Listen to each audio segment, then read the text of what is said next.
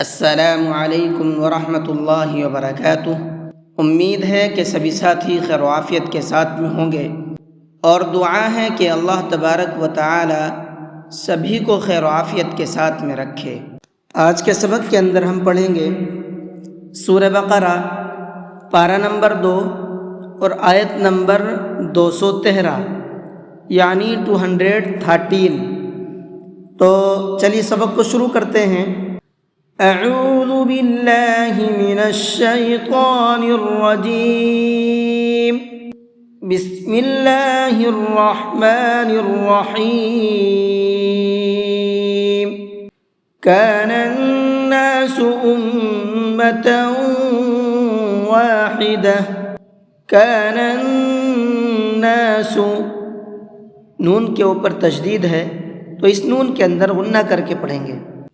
امۃ، میم کے اوپر تشدید ہے تو یہاں پر بھی غنہ کریں گے، اور تاؤں کے اندر غنہ کریں گے۔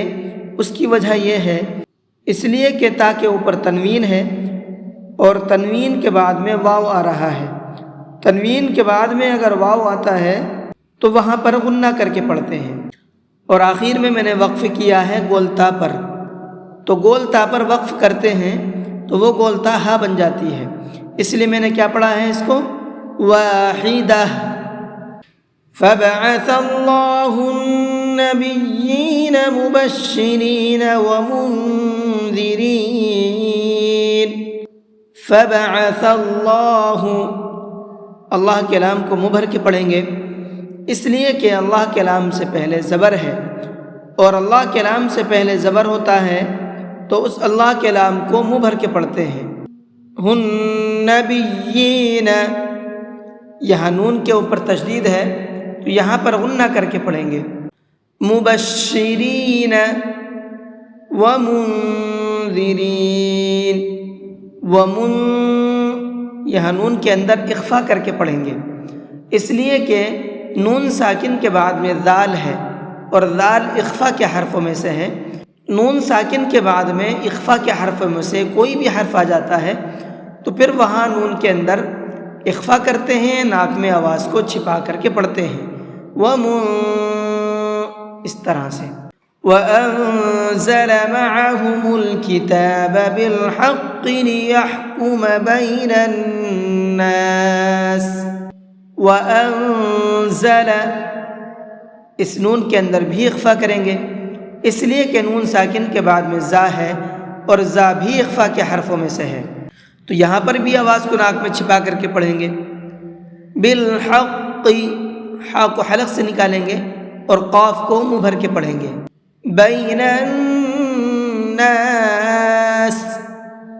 نون کے اوپر تشدید ہے تو یہاں پر بھی غنہ کریں گے۔ بین الناس فیما اختلفوا فیہ، فیما، میم کو ڈائریکٹ خا میں ملائیں گے، اور بیچ میں جو دو الف ہیں ان دونوں الف کو نہیں پڑھا جائے گا، اور خا کو منہ بھر کے پڑھیں گے۔ فیما اختلفوا فیہ۔ جی تو آج کے سبق کو یہیں تک رہنے دیتے ہیں۔ یہاں تک جو آپ کا سبق ہوا ہے، اس سبق کے اندر جو تجویدی پوائنٹ تھے وہ میں نے آپ کو بتا دیے ہیں۔ ان تمام پوائنٹ کو دھیان میں رکھ کر کے آپ پریکٹس کیجئے، اور جس طرح سے میں نے بتایا ہے اسی طرح سے پڑھنے کی کوشش کیجئے۔ اگر آپ اسی طرح سے پڑھتے ہیں جس طرح سے میں نے بتایا ہے تو انشاءاللہ بہت اچھے طریقے سے قرآن کریم کو پڑھنا سیکھ جائیں گے۔ اور پھر اس کو پڑھنا کیسے ہے، ایک بار اس کو پڑھ کر کے بھی دیکھ لیتے ہیں۔ کان الناس امۃ واحدہ، فبعث اللہ النبیین مبشرین ومنذرین، وأنزل معهم الكتاب بالحق ليحكم بين الناس فيما اختلفوا فيه۔ جی آج کے سبق کو یہیں پر ختم کرتے ہیں۔ السلام علیکم ورحمۃ اللہ وبرکاتہ۔